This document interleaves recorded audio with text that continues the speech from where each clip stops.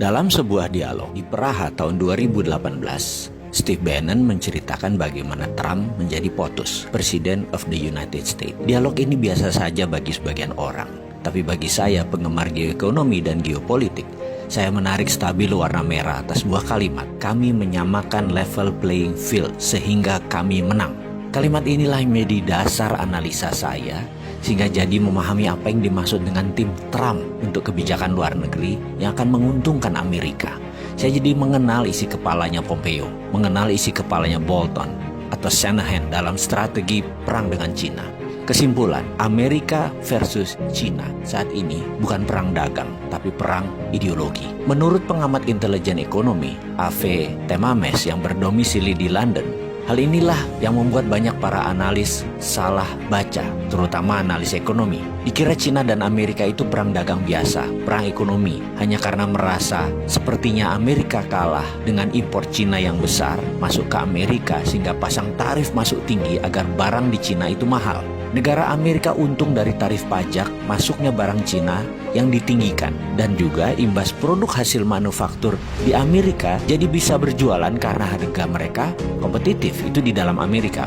Kalau tidak diprotek atau dilindungi dengan pajak impor yang tinggi, barang-barang Amerika jadi mahal. Mereka pilihannya adalah lebih baik pilih barang Cina. Begitu sebaliknya, dibalas Cina dengan impor masuk barang Amerika ke Cina dinaikkan. Ternyata bukan itu. Ini perang bahkan lebih dalam lagi, yaitu perang ideologi. Kalau sudah perang ideologi, by all means atau berapapun harganya, pasti ditebus. Cina dan Amerika kan habis-habisan perang. Lalu bagaimana dengan Indonesia? Ada baiknya Indonesia membangun platform sendiri tentang teknologi. Karena begitu kedua negara ini berperang lebih dalam, Indonesia jangan-jangan tidak berkutik. Karena keduanya, negara Cina dan Amerika, Indonesia bergantung pada teknologi kedua negara tersebut. Jadi kita meniru apa yang dilakukan Cina 5 tahun terakhir, yaitu membangun swasta dengan perlindungan ketat atau protection. Misalnya, rem-rem itu dilindungi oleh pemerintah Cina. Facebook tidak boleh masuk Cina sampai rem-rem menguasai 80% pasar di Cina. Didi Switching, online transportation. Setelah menguasai 80% pasar Cina, Uber baru boleh masuk. Alibaba menguasai 80% pasar Cina, baru Amazon boleh masuk. Baidu menguasai lebih dari 80% pasar Cina, baru Google boleh masuk sebagai search engine. Youku menguasai 80% pasar Cina atau lebih.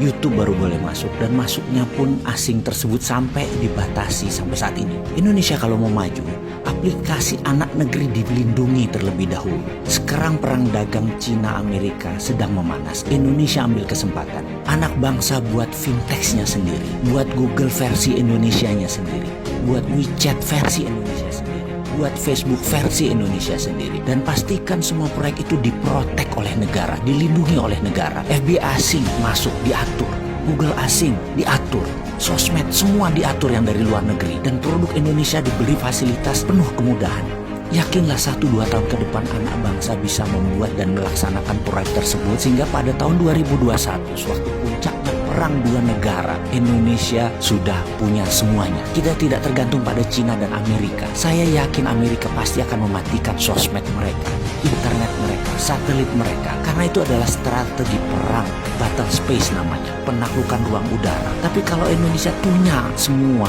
barang-barang itu, Indonesia tetap bisa dagang, tetap bisa berbisnis, karena sudah punya platform sendiri.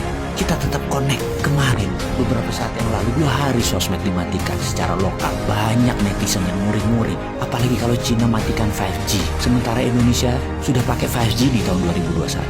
Atau Amerika mematikan 4G-nya. Bayangkan, kalau mereka matikan itu semua, masa Indonesia jadi bingung? Karena kita terlalu tergantung network asing.